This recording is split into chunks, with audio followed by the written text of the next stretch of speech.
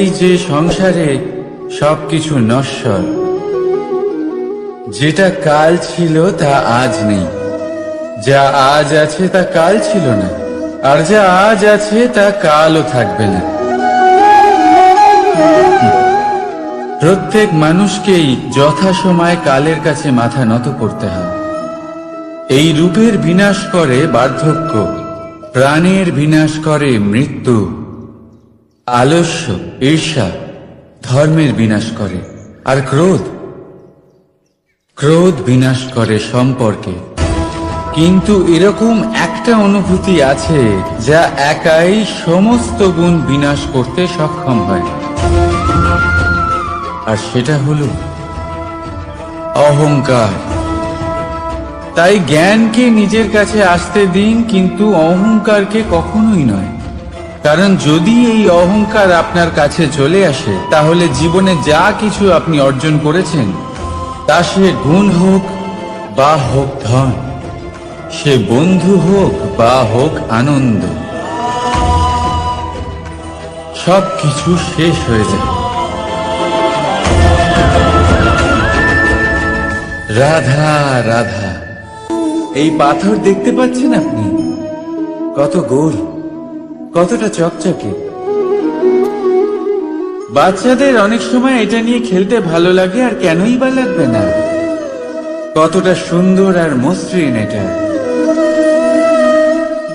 কিন্তু আপনি কি কখনো ভেবে দেখেছেন এই পাথর আগে কি ছিল? কোন বিশাল আকার পর্বত, কোন বিশাল আকার পাথরের একটা বড় ভেঙে যাওয়া অংশ বিশেষ, যেটা কোনোভাবে নদীতে পড়ে নদীর ধারার সাথে বইতে থাকলো, মাটির সাথে ঘর্ষণ হলো, বালির কণার সাথে ঘর্ষণ হতে থাকলো, আর তারপর ধীরে ধীরে এই আকার পেল। এবার আমরাও এই পাথরের মতোই। তাই মনে রাখবেন, আপনার ব্যক্তিত্ব, আপনার এই স্বরূপ ঈশ্বরের দেওয়া কখনোই নয়। হ্যাঁ, প্রকৃতি অবশ্যই আপনাকে জন্ম দিয়েছেন, কিন্তু আপনি নিজে নিজের ব্যক্তিত্বের রচয়িতা, আর আপনি তা রচনা করেন কঠিন পরিস্থিতির মুখোমুখি হয়ে, সংকটের ধারা পার করে। তাই আপনিও এই পাথরের মতো নিরন্তর চেষ্টা করতে থাকুন, নিজের অস্তিত্ব বজায় রাখুন, এই অস্তিত্বকে মহান করতে থাকুন, আর আমার সাথে ভালোবেসে বলুন রাধা রাধা। বর্ষাকালে যখন ভয়ানক বৃষ্টি হয়, তীব্র গতিতে যখন হাওয়া চলে, তখন আপনি নিশ্চয়ই দেখেছেন ফুটো জোগাড় করে তাদের বাসা বানিয়ে ফেলে। নিজের সংসার সেই রকমই বানিয়ে দেয় যেমন আগে ছিল। এমন কেন? কারণ এই ঝড়ের তাণ্ডবের সাথে সেই পাখিদের কোনো বোঝাপড়া করারই নেই। তারা শুধু সেটাই করতে থাকে যেটা তাদের হাতে আছে, আর সেটাই হতে থাকে। আর এটাই হলো সুখী জীবনের মূল মন্ত্র। যেটা আপনার হাতে নেই, তা নিয়ে বিলাপ করে আপনার কোনো লাভ হবে না। মনোসংযোগ তাতেই করুন যা আপনার হাতে রয়েছে। যা বদলে গেছে তাকে আপনি আবার বদলাতে পারবেন না, কিন্তু যা আপনি বদলাতে পারবেন তাতে মনোসংযোগ করুন। এই জীবনে একটু ধনাত্মক হয়ে উঠুন, দেখবেন সব শুভ হবে। রাধা রাধা।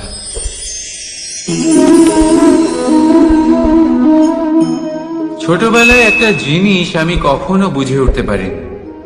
আমি সবসময় আশ্চর্য হয়ে থাকতাম যে এটা কি করে সম্ভব হতে পারে। ব্যাপারটা ছিল এরকম, আমি আমাদের গোয়াল ঘরে দেখতাম ভিন্ন ভিন্ন রং রূপের গাভী। কারোর রং কালো তো কারোর রং সাদা, কেউ খয়েরি তো কারোর রং বাদামি। এবার আমি দেখতাম কারোর কারোর শিং বড় তো কারোর এত ছোট যে দেখাই যায় না। কোনো গাভী আকারে ছোট ছিল তো কেউ একটু বড়, কিন্তু যখন সেই সব গাভী দুধ দিত তখন আমি দেখতাম সেই সব দুধ সমান, রং সমান, স্বাদ সমান, গুণও সমান, আর সমান পুষ্টিও। এবার আমি এটা বুঝতে পারতাম না। আমার দৃষ্টিতে তো সমস্ত গাভী আলাদা আলাদা ছিল। আমি ভাবলাম আমি মাকে জিজ্ঞেস করি। মাকে জিজ্ঞেস করলাম। মা আমাকে বললেন, কানাই, রং রূপ পাল্টালেও গাভীদের বাস্তবিকতা তো পাল্টায় না। গাভী তো গাভীই থাকবে। এবার আমি এটা বুঝতে পারি না যে মানুষ এটা আত্মসাৎ কেন করতে পারে না। দেখুন, রং, রূপ, জাত, ধর্ম, ভাষা, এই সবের উপরে হলো মনুষ্যত্ব। আর মনুষ্যত্বের একটাই ধর্ম, আর সেটা হলো প্রেম। তাই এই প্রেম আপনি সকলের সাথে ভাগ করে নিন। প্রেমের সাথে সকলের সেবা করুন। এই মনুষ্যত্বের অমৃত চেখে দেখুন, আর আপনি বুঝে যাবেন যে আমরা কেউ আলাদা আলাদা নই, আমরা সবাই সমান। রাধা রাধা। সাগর, কত বিশাল হয় এই সাগর! কি না করতে পারে এই সাগর! এক মুহূর্তের মধ্যে সব ধ্বংস করে দিতে পারে, প্রলয় ডেকে আনতে পারে, সংসার মুছে ফেলতে পারে। এই সাগর জীবন জ্যোতি নিভিয়ে দিতে পারে।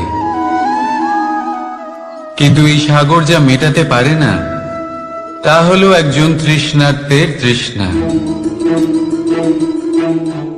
অন্যদিকে এই ঘোড়া, যা এতটাই ছোট যে গোপিনীরা একসঙ্গে অনেকগুলো নিয়ে চলতে পারে, কিন্তু এই ছোট ঘোড়া অনেকের তৃষ্ণা মেটাতে পারে।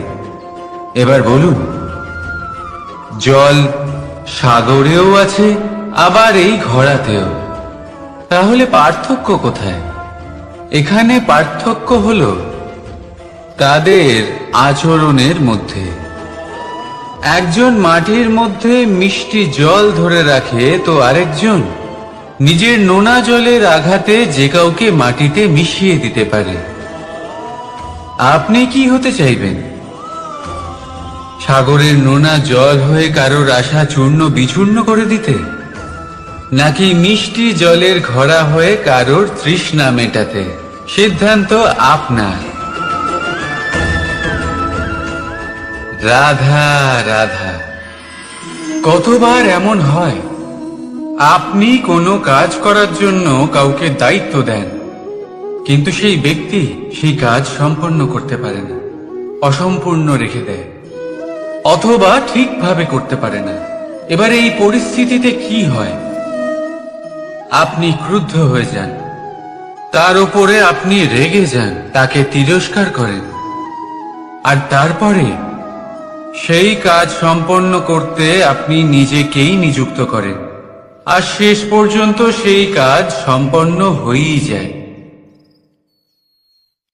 এবার এই বিষয়ে সমস্যা সেই ব্যক্তির চেষ্টায় নয়, সমস্যা আপনি যে সেই ব্যক্তিকে ভরসা করলেন তার ছিল। আমরা অন্যের প্রতি ভরসা করাকে প্রথম পদক্ষেপ বানিয়ে,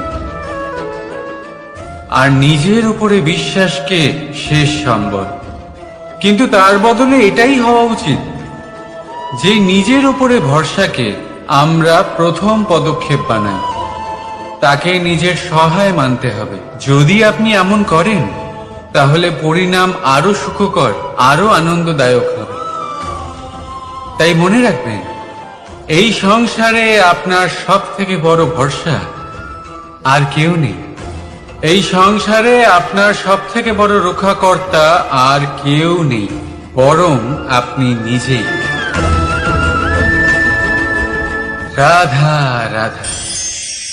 আসুন আপনাকে একটা প্রশ্ন করছি, সোনা আর লোহার মধ্যে তফাৎ কি? এবার বেশিরভাগ লোকের উত্তর এটাই হবে যে সোনা বহুমূল্য, সোনার মূল্য লোহার থেকে অনেক বেশি। এটা ঠিক, কিন্তু আমাদের এটা ভোলা ঠিক হবে না যে সোনা আমাদের সাজগোজের কাজে লাগে, আমাদের আরো বেশি সুন্দর দেখায়।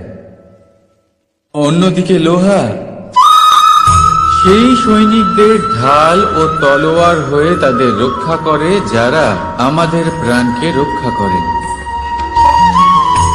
এই সৈনিক না থাকলে আমাদের প্রাণও থাকবে না। এবারে বলুন, সোনার মূল্য বেশি হওয়াতে কি লোহার মূল্য কমে যায়? কখনোই না। ঠিক সেইভাবে এই জীবনে আপনি যতই চেষ্টা করুন, কিছু না কিছু এমন থেকে যাবে যা আপনি কখনোই পাবেন না। আর সেই কারণে নিজেকে অক্ষম মনে করা অনুচিত। হতে পারে আপনার কাছে সেই গুণ আছে যেটা সংসারে আর কারোর কাছে নেই। সেই গুণটাকে চিনুন, সেটাকে বাড়ান আর সেটাকে ব্যবহার করুন। তাই মনে রাখবেন, সংসারে প্রত্যেকটা ব্যক্তি বিশেষ হয়, আর এই সংসারে সবাই সবকিছু পায় না।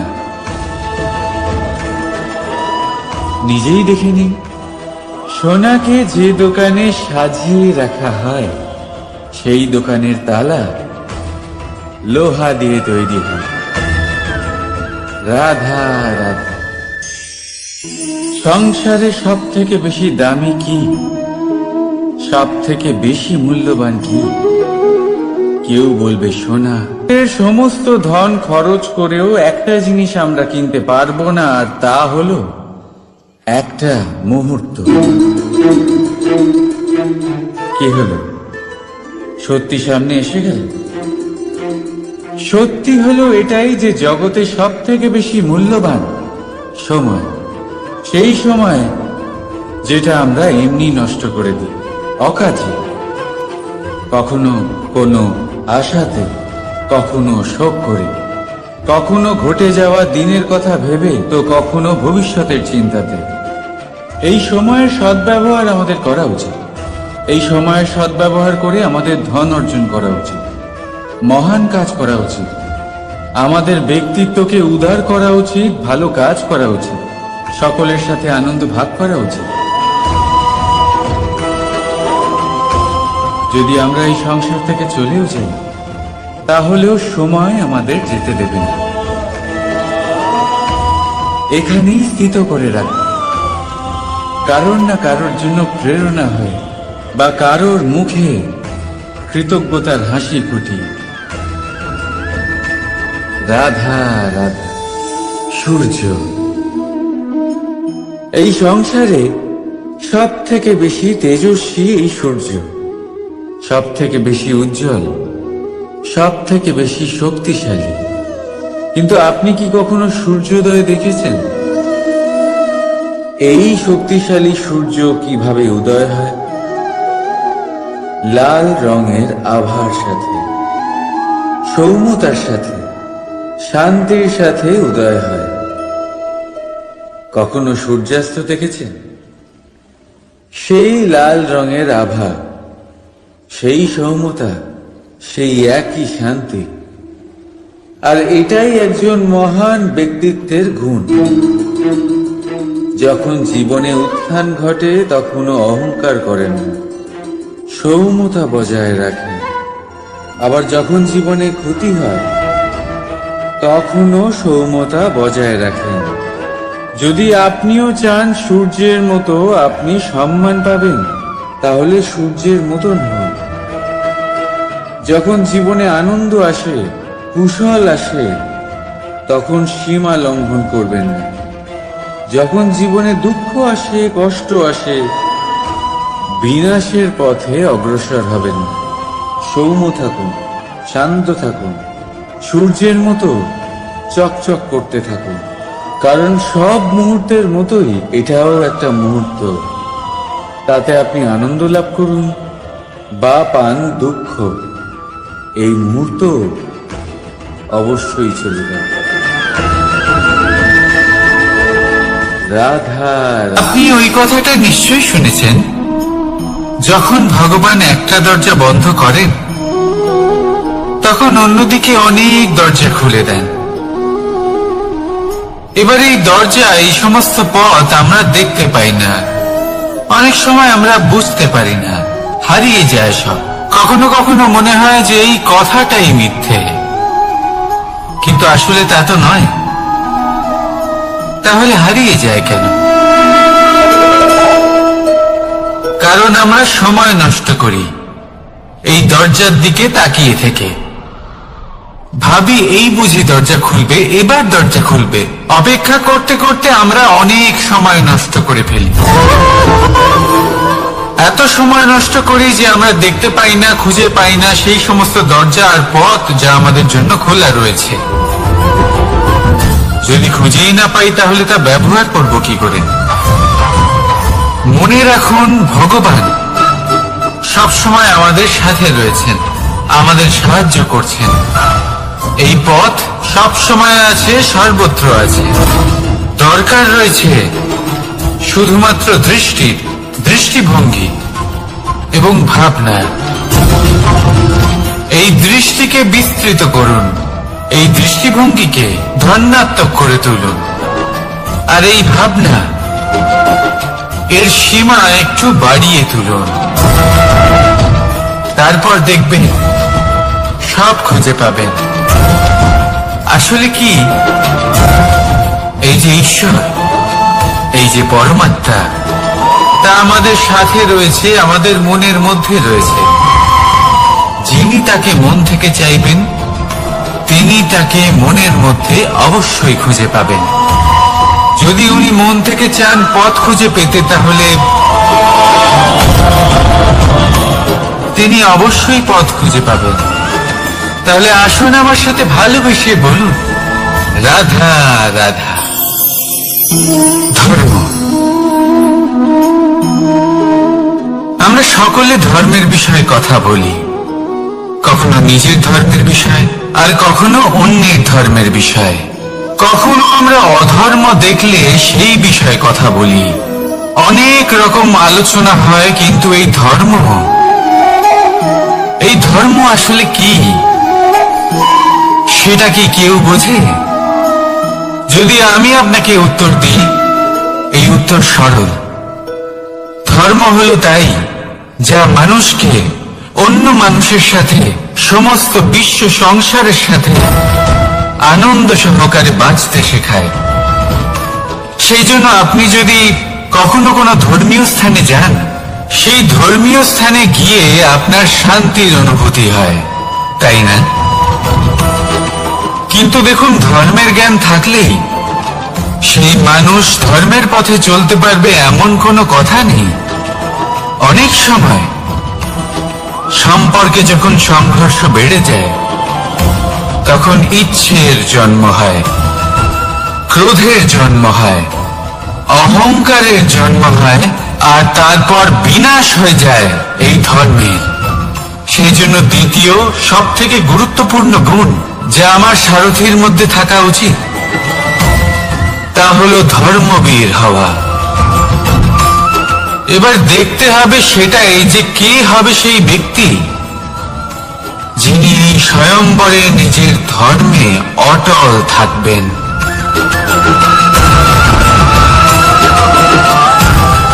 কারণ সেই ব্যক্তি এই সংসার থেকে সরে এসে ধর্মের পুনঃস্থাপনের এই মহাকার্যে আমার সারথী হতে পারবেন।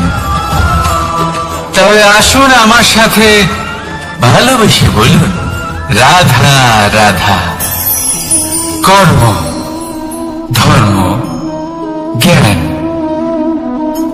এই তিন স্তরে অনেক মানুষ পৌঁছতে পারেন। অনেকে এই পরীক্ষা দিয়ে তাতে উত্তীর্ণ হয়ে যেতে পারেন, কিন্তু শিখরে পৌঁছে শাসন তিনিই করতে পারেন যার কাছে এই চতুর্থ গুণটিও থাকে। সমর্পণ অত্যন্ত গুরুত্বপূর্ণ একটা গুণ। এটা, এই সমর্পণ আসলে অত্যন্ত গুরুত্বপূর্ণ। পূর্ণ সমর্পণ দরকার নিজের লক্ষ্যের প্রতি, সমর্পণ নিজের কর্তব্যের প্রতি, সমর্পণ নিজের আত্মার থেকে নির্গত স্বরের প্রতি, সমর্পণ নিজের রথের প্রতি, অর্থাৎ আমার প্রতি। এবার এই পরীক্ষায় অত্যন্ত কঠিন এক বাঁক আসতে চলেছে, যেখানে সারথীকে সমর্পণের নিরিখে পরীক্ষা করা হবে, আর তাতে উত্তীর্ণ হওয়ার পরেই তার হাতে ধর্ম স্থাপনের রথের রাশ তুলে দেওয়া হবে। দেখা যাক কি হয়। ততক্ষণ আপনি প্রসন্ন থাকুন আর আমার সাথে ভালোবেসে বলুন, রাধা রাধা। মানুষ তার জীবনে শিক্ষা এবং প্রেম এই দুই লাভ করে তার মাতা, পিতা এবং গুরুর কাছ থেকে। কিন্তু মানুষ সবথেকে বেশি ভালোবাসে নিজের মাতাকে, কারণ মাতা খুব নির্মল চিত্তে ভালোবাসে, শান্ত মনে আমাদের অন্তরে শক্তির সঞ্চার করে থাকেন, আমাদের উৎসাহ দেন, বলশালী করে তোলেন। ব্যাপারটা কিন্তু এমন নয় যে আমরা নিজেদের বাবা বা গুরুকে ভালোবাসি না, তাদেরকেও আমরা অত্যন্ত ভালোবাসি, শুধু ওনাদের কঠোর ব্যবহার দেখলে আমরা একটু ভয় পেয়ে যাই। এবার ওনাদের এই কঠোর ব্যবহার আমাদের ভালো না লাগলেও অত্যন্ত আবশ্যক, কারণ মাতার থেকে আমরা যে শক্তি লাভ করি তা যেন নিয়ন্ত্রণ হারিয়ে বিধ্বংসী না হয়ে ওঠে, আমরা যেন কোনো কুপথে না চলে যাই, আমরা কখনো যেন দোষ না করে ফেলি। শুধু সেই জন্য পিতা এবং গুরু একটু কঠোর হয়ে ওঠেন, এবং ওনাদের এই কঠোর আচরণ ভবিষ্যতে গিয়ে আমরা অবশ্যই বুঝতে পারি।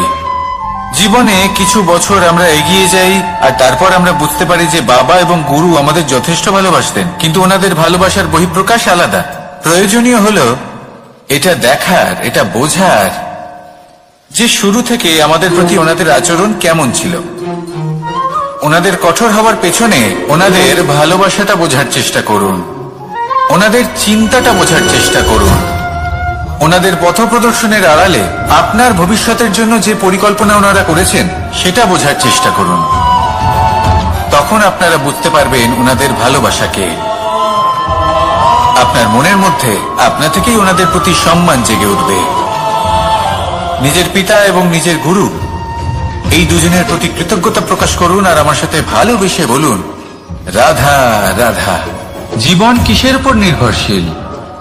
ধনের উপর, বৈভবের উপর, নিঃশ্বাসের উপর? না, এই জীবন নির্ভরশীল বিশ্বাসের উপর। বিশ্বাস নিজের উপর, বিশ্বাস আমাদের আপনজনের উপর। কিন্তু যখন এই বিশ্বাস ভেঙে যায় তখন মানুষের মনও ভেঙে যায়, আর তারপর সে অন্য কিছু করতেই পারে না। তখন কি করা যেতে পারে? তিনটে কাজ আছে যা আপনি করতে পারেন। প্রথম, ভালোবাসা। যাকে আপনি ভালোবাসেন, যারা আপনাকে ভালোবাসে, ভুল যারই হোক না কেন, তার কাছে ক্ষমা চাইতে কখনোই সংকোচ বোধ করবেন না। দ্বিতীয় হলো বিশ্বাস। যারা আপনাকে ভালোবাসেন, আপনাকে বিশ্বাস করেন, তাদের বিশ্বাস কখনো ভাঙবেন না। তৃতীয় হলো আশা। যারা আপনাকে ভালোবাসেন, আপনাকে বিশ্বাস করেন, তাদের আশা আপনার সাথে জড়িত, তাদের থেকে কখনো কিচ্ছু লুকোবেন না। এই তিনটে কাজ করুন আর এই জীবন সুপ্রসন্ন হয়ে বলবে, রাধা রাধা। মানুষের জীবনে দুই ধরনের আবেগ থাকে যা চিরকাল তার সাথে বসবাস করে। প্রথম, স্বপ্ন। দ্বিতীয়, অজুহাত। মানুষ হাজার হাজার স্বপ্ন দেখতে পারে। আমাকে এই কাজ করতে হবে, আমাকে ওখানে ঘুরতে যেতে হবে, আমার জীবনে এই অসম্ভব কাজ বাস্তবায়িত করে দেখাতে হবে, আদি ইত্যাদি। এবার ঠিক যেমন স্বপ্ন দেখেন সেইভাবে অজুহাতও খুঁজে নিয়ে আসেন। আমি এই স্বপ্ন পূরণ করতে পারলাম না, কারণ আমাকে কেউ সাহায্যই করল না, কারণ আমি দুর্বল হয়ে পড়েছিলাম, কারণ আমার কাছে সময়ই ছিল না, আদি ইত্যাদি। এবার সাফল্য এবং অসফলতার মাঝখানে এই ধরনের সংঘর্ষ হতে থাকে। সাফল্য তখন লাভ করা সম্ভব যখন আপনার স্বপ্ন আপনার অজুহাতের থেকে অনেক বড় হয়। আর অসফলতা তখন পাবেন যখন আপনার অজুহাত আপনার স্বপ্নের থেকে অনেক বড় হয়। আপনি যদি সাফল্য লাভ করতে চান তাহলে চেষ্টা করতে থাকুন, পরিশ্রম করুন। যদি অসফল হন তাহলে ভয়ভীত হওয়ার কোনো প্রয়োজন নেই। নিজের ভুল বুঝুন, তাকে শুধরে নিন, আবার চেষ্টা করুন। কিন্তু যদি নিজের জীবনে অজুহাত নিয়ে আসেন তখন স্বপ্ন কখনো পূরণ হবে না। আসুন আমার সাথে ভালোবেসে বলুন, রাধা রাধা। ভয়ের সাথে আমরা সবাই পরিচিত, কষ্ট আমরা সবাই পেয়েছি। কখনো কখনো আমরা অসুস্থ হয়ে পড়ি, আর এমন সময় হলে মাতার মমতা, কখনো বাবার স্নেহ, কখনো বন্ধুদের পাশে থাকার অনুভূতি আমাদের রোগ নিরাময়ে সাহায্য করে। কখনো যদি আমরা নিরাশ হয়ে পড়ি, তখন যদি আমাদের কোনো আপনজন আমাদের দুটো ভালো কথা বলে, তখন আমাদের মনোবল বেড়ে যায়। ঠিক তেমন সংসারের এই রঙ্গমঞ্চে যদি আপনি পীড়িত অনুভব করেন, কিছু শুভ কথা আলোচনা করুন, কিছু স্তুতি গান করুন, কিছু মুহূর্তের জন্য হলেও নিজের ইষ্টদেবের কথা স্মরণ করুন আর প্রার্থনা করুন। সাহস বাড়বে, শক্তিও বৃদ্ধি পাবে এবং সামনে এগিয়ে চলার পথও দেখতে পাবেন। তখন এই মন প্রসন্ন হয়ে বলবে, রাধা রাধা। কখনো কখনো অন্ধকারের সাথে লড়াই করার জন্য আমরা প্রদীপ জ্বালাই। এতে প্রথমে সলতে রাখি, তারপর তেল ঢালি, তারপর আগুন জেলে এটা প্রজ্বলিত করি। তারপর একটা সময় আসে যখন এই প্রদীপ নিভে যায়। কারণটা কি? কারণ কি এটা যে প্রদীপের প্রকাশমান হওয়ার ক্ষমতা সমাপ্ত হয়েছে? না, এই যে আগুন আমরা দেখতে পাচ্ছি, এই আগুনের জন্য যে শক্তির প্রয়োজন হয় তা আসে এই তেল থেকে। যদি এই তেল সমাপ্ত হয়ে যায় তাহলে এই প্রকাশ তাও সমাপ্ত হয়ে যায়। আর আমাদের জীবনে এই তেল হলো আমাদের কর্ম, আর এই আগুন আর এর দ্বারা উৎপন্ন হওয়া প্রকাশ আমাদের ভাগ্য। যত আমাদের কর্ম ক্ষীণ হতে থাকবে, আমাদের ভাগ্য সৌভাগ্য কোথাও না কোথাও লুপ্ত হয়ে যাবে। যে উজ্জ্বল ভবিষ্যৎ আমরা চাইছি তা কখনো লাভ করতে পারবো না যদি কর্ম না করি। ঠিক যেমন তেল ছাড়া অগ্নি উৎপন্ন হয় না, তেমনি কর্ম ছাড়া সৌভাগ্য হয় না। আর যেমন কর্ম তেমন ভাগ্য। তাই সবসময় কর্ম করতে থাকুন, কর্ম করা থামাবেন না। আর আমার সাথে ভালোবেসে বলুন, রাধা রাধা। জীবনে তিনটি বিষয় আছে, তিনটি বস্তু আছে, তারা যেন আপনাকে কখনো বশে না করে নিতে পারে। প্রথম হলো ধন। ধন যতক্ষণ আপনি ব্যবহার করতে থাকেন, যতক্ষণ তা আপনার কাজে আসছে, ততক্ষণ ঠিক আছে, এই ধন আপনার কাছে অমৃত। কিন্তু যখন এই ধন আপনাকে ব্যবহার করতে শুরু করে, বুঝে যাবেন যে আপনার পতনের সময় শুরু হয়েছে। দ্বিতীয় বিষয়, ফেলে আসা অতীত। যাই করুন, আপনি অতীত পাল্টাতে পারবেন না, আর এই সত্যিটা আপনিও জানেন। কিন্তু তাও এর বশবর্তী আমরা হয়ে পড়ি। আর যখন তাই হয়, তখন এই সংসারে আমরা যেখানেই যাই না কেন, যত বড়ই সুখ লাভ করি না কেন, সেই সব আমাদের কাছে তিক্ত বলে মনে হয়। তৃতীয় বিষয়, আপনার আশেপাশের মানুষ ভিন্ন ভিন্ন ধরনের মানুষ হয়, যাদের চিন্তা ভাবনা এবং দৃষ্টিভঙ্গি ভিন্ন ভিন্ন প্রকারের। যদি এদের বশবর্তী আপনি হয়ে পড়েন, তাহলে কেউ বলবে এটা করো, এটা ভালো। কেউ বলবে এটা করো না, ওটা করো, ওটা ভালো কাজ। কেউ বলবে এই দুটোই করো না, অন্য কিছু করো। এই কথাগুলিতে আপনি এতটাই জড়িয়ে পড়বেন যে আপনি লক্ষ্যভ্রষ্ট হয়ে পড়বেন। তাই এই তিন বিষয় থেকে সাবধানে থাকবেন। যদি কোনো কিছু বশ করতে হয়, তাহলে আপনাকে বশ করতে হবে আপনার আজকে, নিজের বর্তমানকে। এটা খুব প্রয়োজনীয়। এটা ভাববেন যে এই সময়ের সদ্ব্যবহার আমি কিভাবে করব, সময়কে শাসন কিভাবে করব, ওই কর্ম কিভাবে করব যাতে ভবিষ্যতে কখনো আমার আফসোস না হয়, বরং এই সংসার আমাকে নিয়ে গর্ব করবে, সেই কর্ম করুন। আর যখন আপনি এটা শিখে নেবেন, তখন আপনি নিজেই নিজেকে প্রকৃত অর্থে ভাগ্যশালী করে তুলবেন। আসুন আমার সাথে ভালোবেসে বলুন, রাধা রাধা। অনেক সময় আমরা কারোর নীরবতাকে তার দুর্বলতা ভেবে বসি। হতেই পারে সেই ব্যক্তি উত্তর দিতে চাইছেন না, হতে পারে অন্য কোনো কারণ আছে যা আমরা বুঝতেই পারছি না। সেই জন্য তাকে দুর্বল ভেবে নেওয়া অনুচিত। দেখতে গেলে এই বিশাল সমুদ্র এও কিন্তু নীরব, শান্ত হয়। কিন্তু যখন সে রুদ্র মূর্তি ধারণ করে তখন কি হয়? সমগ্র সংসারকে বিনাশের পথে নিয়ে যায় এই সমুদ্র, প্রলয় সৃষ্টি করে। সেই জন্য কারোর সহ্য শক্তিকে দুর্বলতা বলে মনে করবেন না। কারণ যদি এই নীরবতা নিজেকে ভেঙে বেরিয়ে আসে, তাহলে তা বিনাশের সমস্ত সীমা পার করে যেতে পারে। তাই এই নীরবতাকে সবসময় বুঝুন, সবসময় একে সম্মান করতে শিখুন, আর আমার সাথে ভালোবেসে বলুন, রাধা রাধা। কখনো কোনো চাতক পাখিকে দেখেছেন?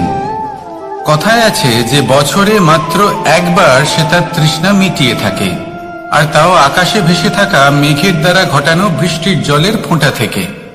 আর কোথাও থেকে সে তার তৃষ্ণা পূরণ করে না।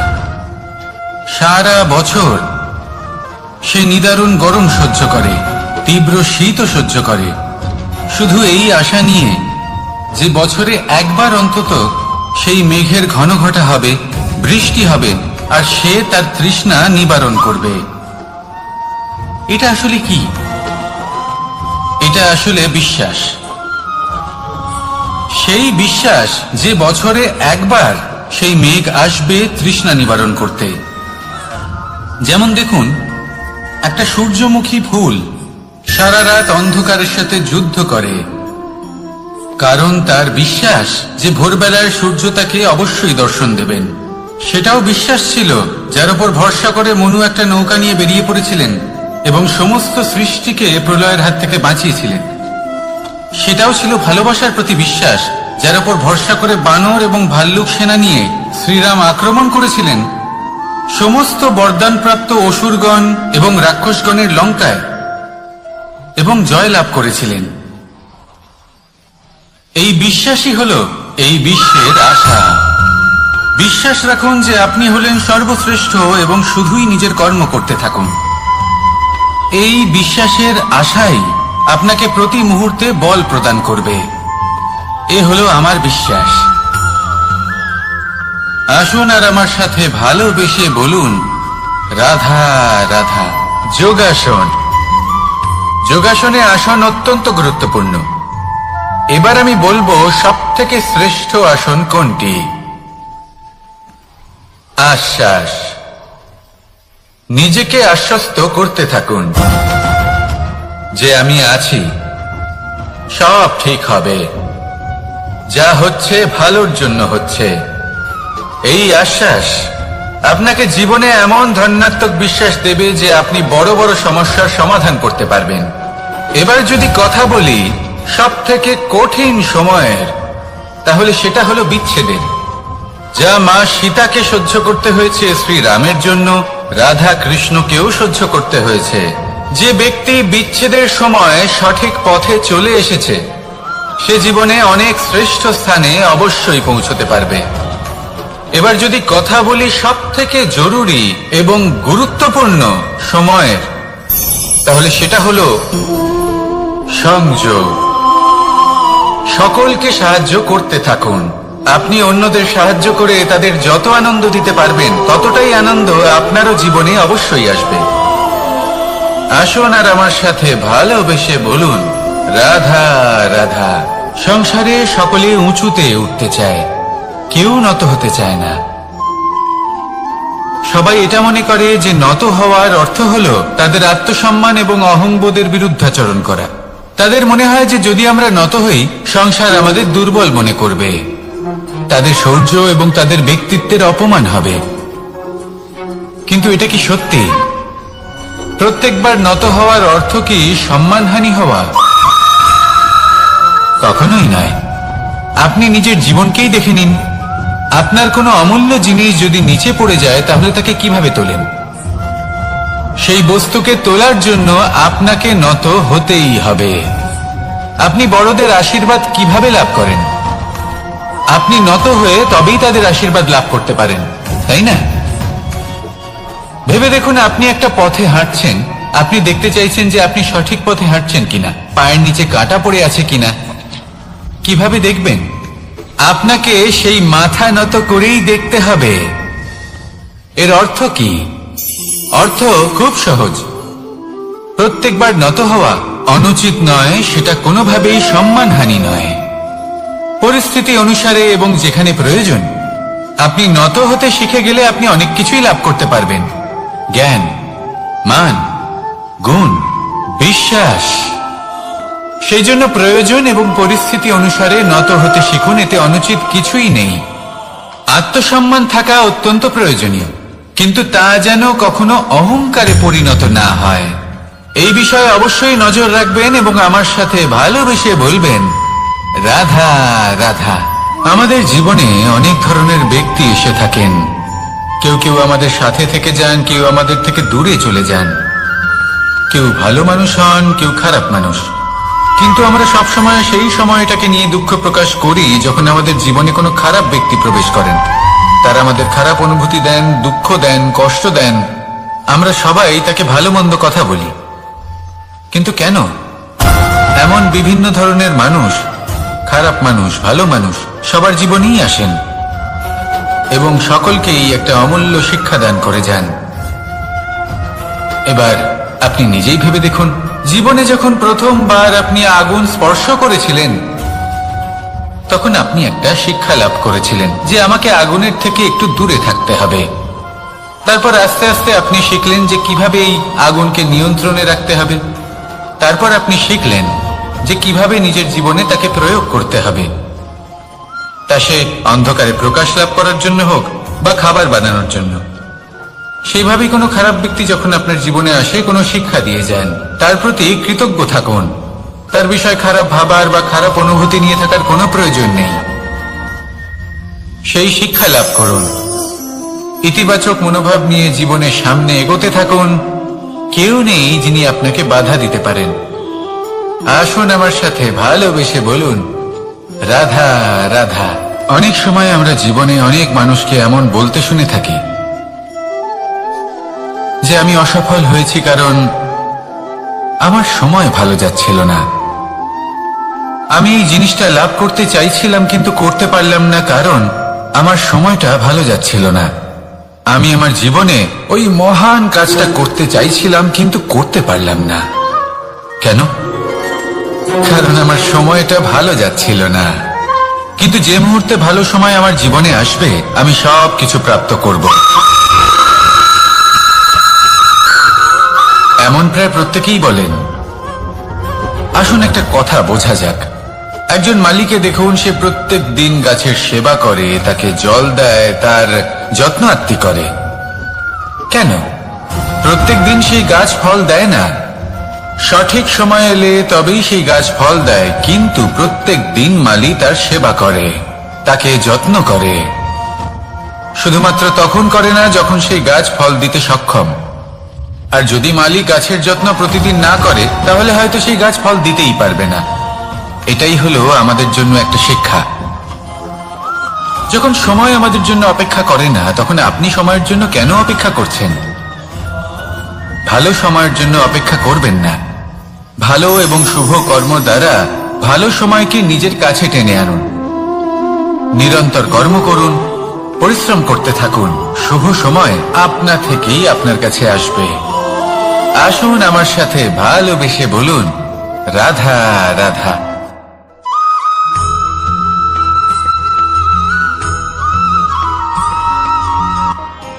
পরীক্ষা এমন একটা শব্দ যেটা শুনে সংসারের বেশিরভাগ মানুষই ভয়ভীত হয়ে পড়েন। কারণটা কি? অসফলতার ভয়। পরীক্ষা এই শব্দের যদি আমি অন্য দিকটা দেখাই, তার তাৎপর্য এই নয় যে আপনার দুর্বলতা সবার সামনে তুলে ধরবে। এটা তো হলো সেই যুক্তি যা আপনার বল, সাহস, শক্তিগুলি সবার সম্মুখে তুলে ধরবে। আগে হ্যাঁ, এটাই হলো সেই যুক্তি। আপনি নিজেই কখনো দেখবেন পরীক্ষার সময় আপনার অন্তরের অনেক গুণ বাইরে বেরিয়ে আসে। এমন কোন শক্তির উদ্ভব হয় যার বিষয়ে আপনি নিজেও জানতেন না, ঠিক কিনা? তাই এই পরীক্ষাকে কখনো ভয় পাবেন না। বিশ্বাসের সাথে নির্ভীক হয়ে এটার সম্মুখীন হন। দিনের শেষে এই পরীক্ষা শুধুই আপনাকে উজ্জ্বল করবে, আপনাকে আরো শ্রেষ্ঠ করে তুলবে। তাহলে আসুন আমার সাথে ভালোবেসে বলুন, রাধা রাধা।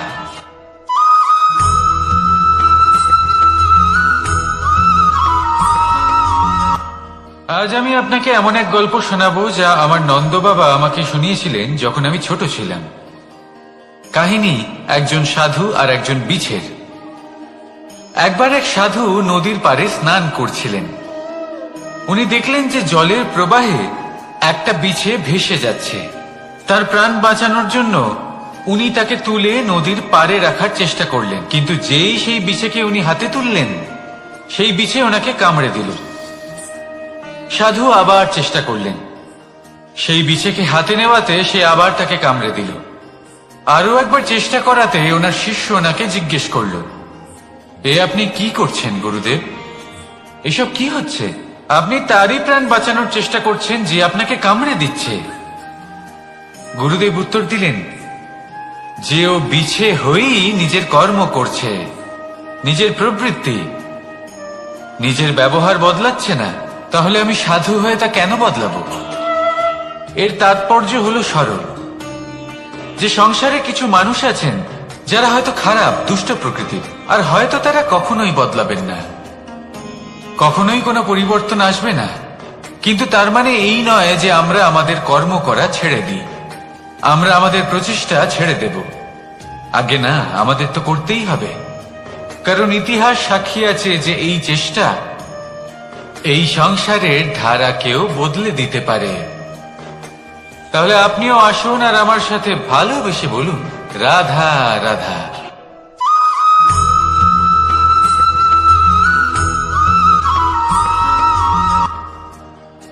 দাদা আমাকে সব সময় জিজ্ঞাসা করেন যে কানাই, তোমার এই মুখের হাসি,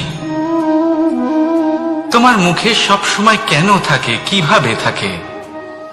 সামনে শত্রুপক্ষকে দেখেও ধৈর্য হারাও না, কেউ তোমার নিন্দে করলেও তার সাথে ঝগড়া করো না, কেউ তোমার বিষয় খারাপ ভাবলেও তাকে ঘৃণা করো না।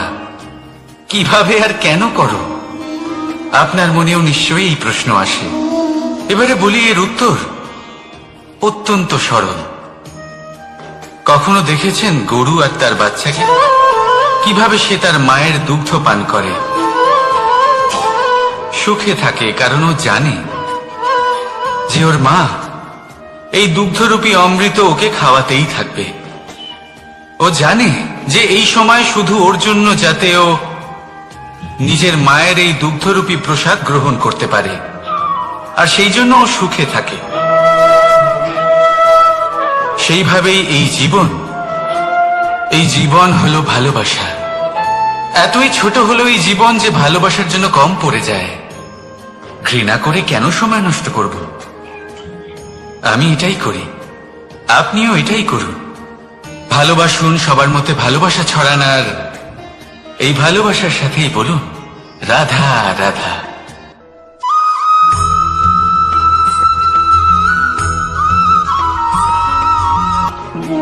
মানুষ জীবনে সবসময় শিখরে পৌঁছতে চায়, অনেক উঁচুতে উঠতে চায়, আর তার জন্য তারা কি না করে, পরিকল্পনা করে, ষড়যন্ত্র করে, প্রার্থনা করতে থাকে, আবার কারোর কাছে সাহায্যও চায়। কিন্তু এত কিছু করা সত্ত্বেও অনেক সময় মানুষ শিখরে পৌঁছতে পারে না। যদি পৌঁছেও যায় তাও খুব তাড়াতাড়ি নিচে নেমে আসে। এর কারণ কি? একটা উদাহরণ দিয়ে বোঝানো যাক। এই হলো ময়ূর পেখম, আর এই হলো পাথর। যদি এই পেখমকে হাওয়ায় ছুঁড়ে দিই তবে ও উড়তে থাকে, কিন্তু এই পাথর অতি শীঘ্রই মাটিতে নেমে আসে। এর কারণ কি? ভার। এই পাথর হলো ভারী, আর এই শিক্ষাই আমাদের গ্রহণ করতে হবে। ঠিক এইভাবেই যদি আমাদের মন দ্বন্দ্ব আর অহংকার দ্বারা পরিপূর্ণ হয়ে থাকে, তাহলে তা কখনোই শিখরে পৌঁছবে না। পৌঁছে গেলেও খুব শীঘ্রই মাটিতে নেমে আসবে। তাই এই মনকে হালকা করতে শিখুন, অহংকারকে, এই হিংসাকে ত্যাগ করুন। তারপর উঁচুতে উড়ে তো দেখুন, কত উঁচুতে উঠতে পারবেন আপনি। আসুন আমার সাথে ভালোবেসে বলুন, রাধা রাধা।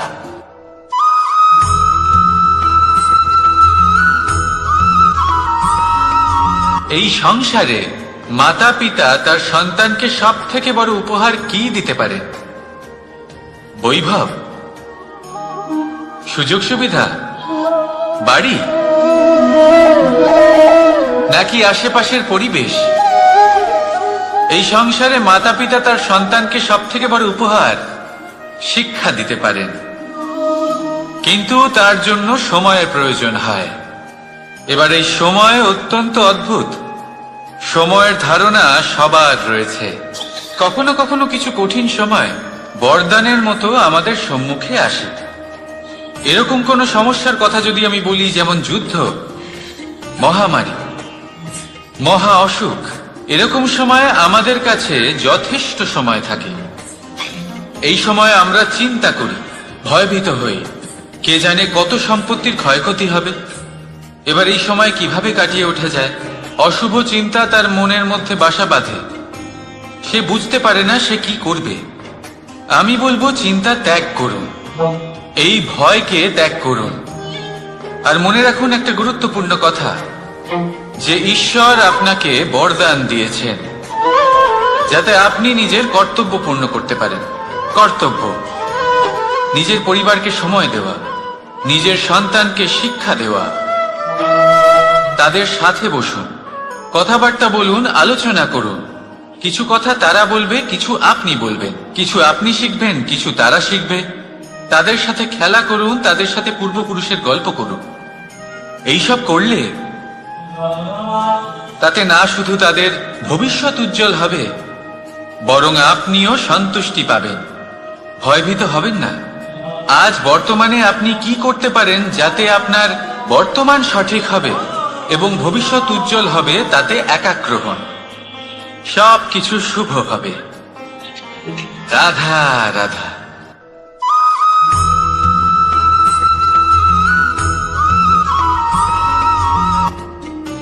মানুষ এক অত্যন্ত বিচিত্র প্রাণী। পরিকল্পনা করে, ষড়যন্ত্র করে, প্রচেষ্টা করে, কাউকে পরাজিত করার চেষ্টাও করে। সাপকে একটা দড়ি মনে করে হাতে চেপে ধরার চেষ্টা করে, কিন্তু একটা কথা বুঝতেই পারে না, সময়ের এই সাপ, এটা হাতে চেপে ধরাই যায় না। আর আপনি যা করবেন তা আবার ফিরে আসবে আপনারই সামনে। দেখুন, এতে কিছুই যায় আসে না যে আপনি কুম্ভকারের পুত্র নাকি কৃষ্ণের পুত্র। যদি আপনি অনুচিত কর্ম করেন তাহলে আপনার সাথেও অনুচিতই হবে। অশুভ কর্ম করলে আপনার সাথেও অশুভই হবে। কুরু বংশ অত্যন্ত মহান বংশ ছিল। এই কুরু বংশ কি হলো তার সাথে? একটা গোটা বংশ বয়ে গেল, কারণ ওনাদের উদ্দেশ্য অশুভ ছিল। অন্যদিকে 5 জন বনবাসী পাণ্ডব মহাভারত বিজয়ী হলেন, কারণ তাদের উদ্দেশ্য শুভ ছিল। তাই মনে রাখবেন, শুভ অগ্নি প্রজ্বলিত করবেন, শুভ তাপ সঞ্চার হবে। অশুভ অগ্নি প্রজ্বলিত করবেন, নরকেই জ্বলতে হবে। তাহলে আসুন আর আমার সাথে ভালোবেসে বলুন, রাধা রাধা।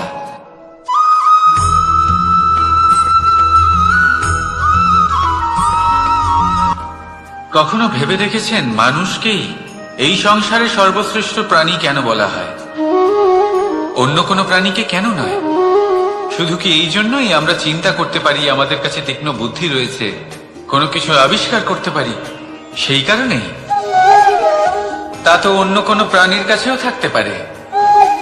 এমন কিছু পশুও রয়েছে যাদের কাছে তীক্ষ্ণ বুদ্ধি আছে। তাহলে মানুষ কেন? কারণ মানুষের কাছে এমন কিছু রয়েছে যা অন্য প্রাণীর কাছে নেই। মানবতা।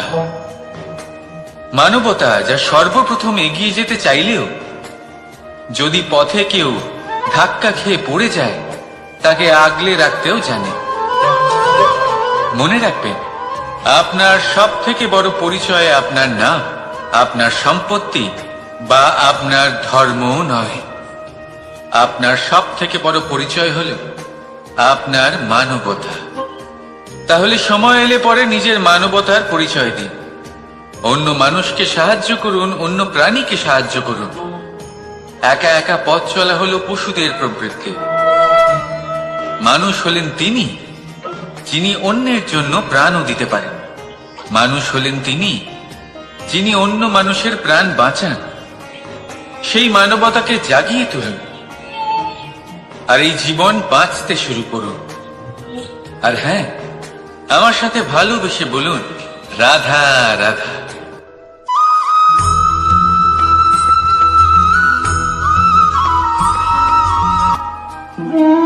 মানুষ জীবনে সবসময় সুখ পেতে চান, কিন্তু এই সুখ এটা আসলে কি? এই সুখের আসল রূপ কি? আমি বলি, সুখের আসলে দুটি রূপ হয়, বাহ্যিক সুখ, আত্মিক সুখ। আর এটা ঠিক তেমনই হয় যেরকম আমাদের শরীরের সাথে জড়িত ছায়া আর আমাদের শরীরের মধ্যে বসবাসকারী আত্মার। যদি ছায়ার কথা ভেবে দেখেন তাহলে বুঝতে পারবেন আমাদের শোবার সময় ভোরবেলা এই ছায়া অনেক বড় হয়ে যায়। যখন এই সূর্য মাথার উপরে চলে আসে তার তাপ বেড়ে যায়, তখন এই ছায়া ছোট হয়ে যায়। আর যেই অন্ধকার নেমে আসে এই ছায়া আপনার সঙ্গ ত্যাগ করে। এরকমই হয় বাহ্যিক সুখ। আর এবার কথা বলি আমাদের শরীরের মধ্যে বসবাসকারী এই আত্মা। এই আত্মা কখনো আমাদের সঙ্গ ত্যাগ করে না, সব সময় আমাদের সাথে জড়িয়ে থাকে। এরকমই হয় আত্মিক সুখ, যা সব সময় আমাদের সাথে থাকে। আত্মিক সুখ কারোর সেবা করে, আত্মিক সুখ কাউকে সাহায্য করে, আত্মিক সুখ প্রেম বোধের, যা কখনো আমাদের সঙ্গ ত্যাগ করে না। সেখানে বাহ্যিক সুখ, যতক্ষণ আপনি সম্পন্ন কিছু মানুষ এবং সুবিধার সাথে আছে, এই বাহ্যিক সুখ আপনার সাথে থাকবে। সম্পন্নতা চলে গেলে, মানুষজন চলে গেলে, সুখ সুবিধা চলে গেলে বাহ্যিক সুখও চলে যায়। তাহলে এই আত্মিক সুখ খুঁজে নিন এবং সেই সুখের সাথেই বলুন, রাধা রাধা।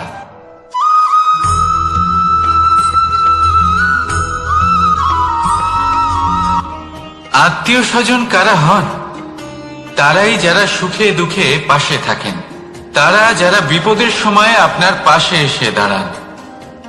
এবার দেখুন, একটা প্রশ্ন করব আপনাদের, সব থেকে ঘনিষ্ঠ, আবশ্যক এবং গুরুত্বপূর্ণ আত্মীয় কারা, বিশেষ করে বিপদের সময়? কেউ বলবেন মাতা, কেউ বলবেন পিতা, কেউ বলবেন ভাই বোন, ইত্যাদি ইত্যাদি। এবার ভাবুন, আপনি বড় হয়ে গেছেন, আপনি বাড়ি থেকে দূরে চলে গেছেন। পেট ভরানোর জন্য আপনাকে প্রত্যেকদিন চেষ্টা করতে হয়। এমন সময় যদি আপনার জীবনে বিপদ এসে পড়ে, তাহলে কখন আপনার খবর ওনাদের কাছে পৌঁছবে? কতক্ষণে ওনারা সাহায্য করতে আসতে পারবেন?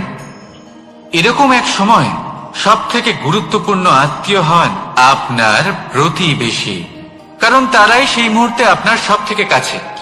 আপনি কখনো পরীক্ষা করে দেখবেন, আপনার তার সাথে লক্ষ মতভেদ থাকলেও প্রতিবেশীকে কষ্টের মধ্যে দেখে সবার আগে সাহায্য করতে তারাই এগিয়ে আসেন। তাই প্রতিবেশীর সাথে সম্পর্ক ভালো রাখুন, শুধুমাত্র স্বার্থের জন্য নয়। এটা হলো শান্তিরও আধার। যদি এই সম্পর্ক ভালো থাকে, তাহলে না কথায় কথায় বিবাদ হবে, না মতান্তর। আর এই সুখী সম্পর্কের ছায়ায় মন প্রসন্ন হয়ে বলবে, রাধা রাধা।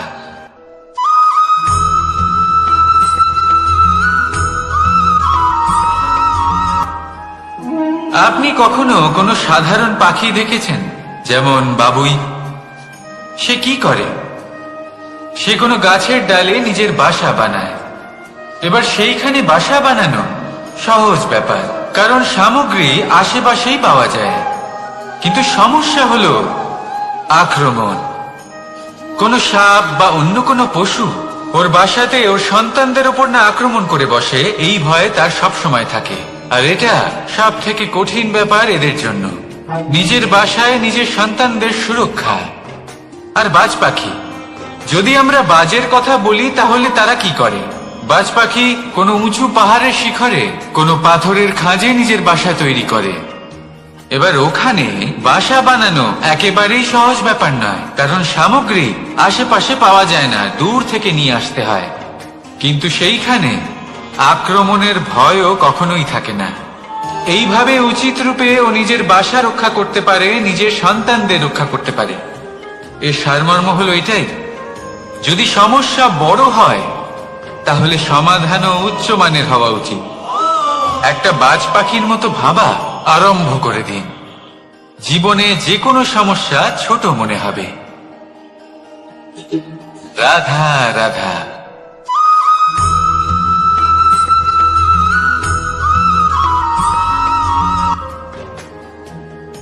ভাগ করে নেওয়া বা বন্টন করা প্রত্যেক মানুষের জীবনে অবশ্যই হয়ে থাকে, আর অনেক সময় এটা জীবনে অতি আবশ্যক হয়ে পড়ে। কিন্তু ভাগ করার মনোকামনা তার থেকেও বেশি গুরুত্বপূর্ণ হলো যে কোন ঘটনার আধারে এই বাটোয়ারা হলো। অনেক সময় এই বাটোয়ারা হলো শান্তির প্রতীক, আবার অনেক সময় এই বাটোয়ারা বিপ্লব ঘটাতে পারে, এমন এক বিপ্লব যা মহাযুদ্ধ ঘটিয়ে দিতে পারে। দেখুন, বাটোয়ারা সম্পত্তির হোক বা হোক ভিক্ষার, শিক্ষা কিন্তু একটাই।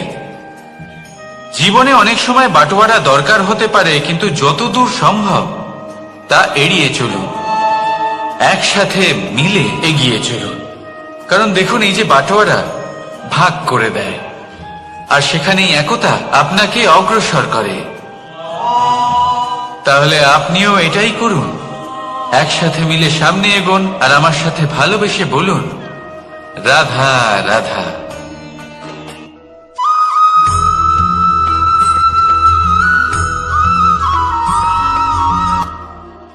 জীবনে এমন কিছু কাজ রয়েছে যা আপনাকে একাই করতে হয়, আর এমন কিছু কাজ রয়েছে যা আপনাকে একসাথে মিলে করতে হয়, একজোট হয়ে, সঙ্গবদ্ধ হয়ে। এবার সঙ্গবদ্ধ বলতে কি বোঝাতে চাইছি? আমি তাদের কথা বলছি না যারা বাস্তবিকভাবে একে অপরের সাথে কাজ করেন। আমি তাদের কথা বলছি যারা একে অপরের থেকে দূরে থেকেও একে অপরকে বিশ্বাস করেন। আমি আগেও বলেছিলাম, সমস্ত বিশ্বের আশা বিশ্বাসেই বসবাস করে, তাই না?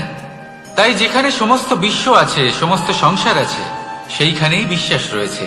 তাই আপনার আশেপাশে এমন দল সঙ্গবদ্ধ করুন যাদের আপনার উপর বিশ্বাস আছে আর যাদেরকে আপনি বিশ্বাস করতে পারেন। তাহলে আসুন আর আমার সাথে ভালোবেসে বলুন রাধা রাধা।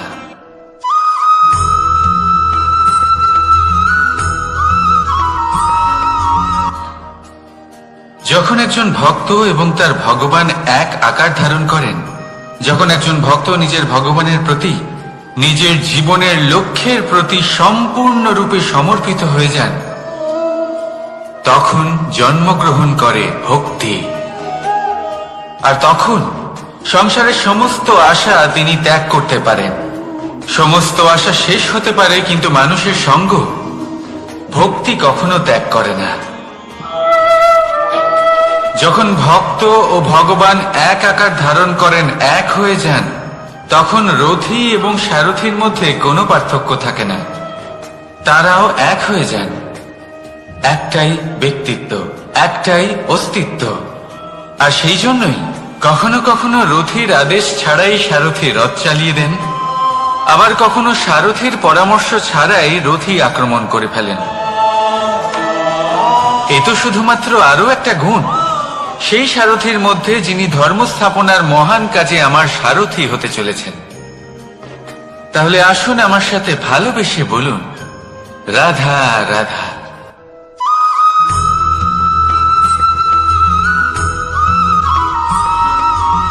আমরা যে মানুষকে চাই, যাকে আমরা ভালোবাসি, তাকে একটা উপহার অবশ্যই দিতে চাই। এমন এক উপহার যা ওনার ভালো লাগবে, যা শ্রেষ্ঠ হবে, অতি প্রিয় হবে, বহুমূল্য হবে, বা বলতে পারেন মূল্যবান হবে। তাই আমরা কি করি? আমরা বাজারে যাই, তার জন্য স্বর্ণ, আভূষণ, হিরে, মুক্তো এইসব নিয়ে আসি। কিন্তু এটাই কি সর্বশ্রেষ্ঠ উপহার? কখনোই না। সর্বশ্রেষ্ঠ উপহার হলো স্বাধীনতা, তাকে নিজের মনের মতো বাঁচার স্বাধীনতা। যদি আপনি কাউকে স্বাধীনতা না দিতে পারেন, তাহলে সে কোথাও না কোথাও বন্দী হয়ে যায়, তার বিকাশ কোথাও না কোথাও আটকে যায়। কিন্তু যদি আপনি কাউকে স্বাধীনতা দিতে পারেন, তাহলে আপনি দেখবেন ও সমস্ত সংসারকে, এই জীবনকে নিজের দৃষ্টিভঙ্গি দিয়ে দেখবে, বুঝবে যে কোনটা হলো উচিত আর কোনটা হলো অনুচিত, আর এটাই হলো সর্বশ্রেষ্ঠ।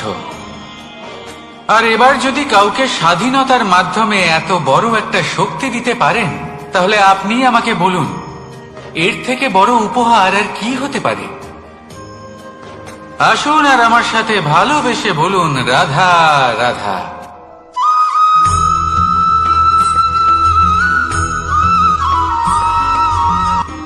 কর্ম, ধর্ম, জ্ঞান, এই 3 স্তরে অনেক মানুষ পৌঁছতে পারেন। অনেকে এই পরীক্ষা দিয়ে তাতে উত্তীর্ণ হয়ে যেতে পারেন, কিন্তু শিখরে পৌঁছে শাসন তিনিই করতে পারেন যার কাছে এই চতুর্থ গুণটিও থাকে,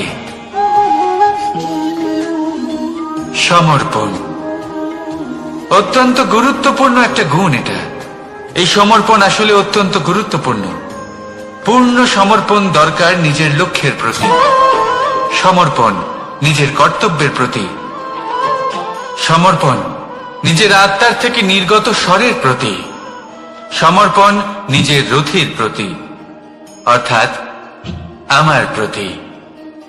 এবার এই পরীক্ষায় অত্যন্ত কঠিন এক বাঁক আসতে চলেছে, যেখানে সারথীকে সমর্পণের নিরিখে পরীক্ষা করা হবে, আর তাতে উত্তীর্ণ হওয়ার পরেই তার হাতে ধর্ম স্থাপনের রথের রাশ তুলে দেওয়া হবে।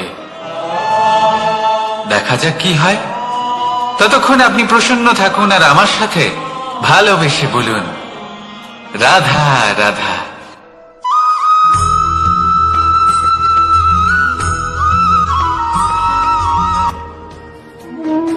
কর্ম, ধর্ম আর কর্তব্য, এই 3টি একে অপরের সাথে জড়িত।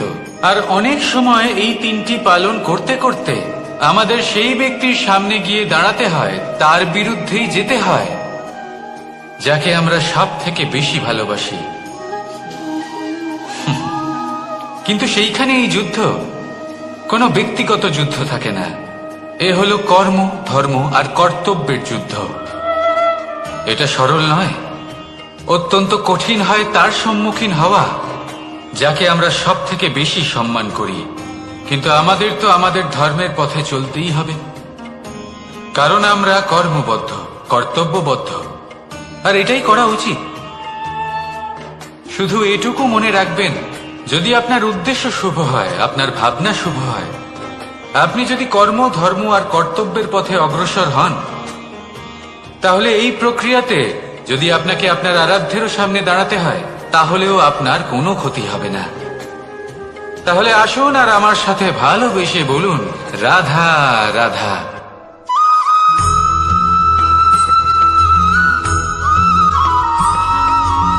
ধর্ম।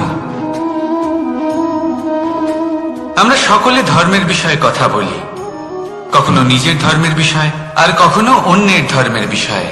কখনো আমরা অধর্ম দেখলে সেই বিষয়ে কথা বলি, অনেক রকম আলোচনা হয়। কিন্তু এই ধর্ম আসলে কি, সেটা কি কেউ বোঝে? যদি আমি আপনাকে উত্তর দিই, এই উত্তর সরল।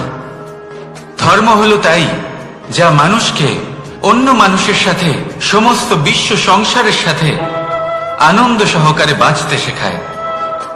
সেই জন্য আপনি যদি কখনো কোনো ধর্মীয় স্থানে যান, সেই ধর্মীয় স্থানে গিয়ে আপনার শান্তির অনুভূতি হয়, তাই না? কিন্তু দেখুন, ধর্মের জ্ঞান থাকলেই সেই মানুষ ধর্মের পথে চলতে পারবে এমন কোনো কথা নেই।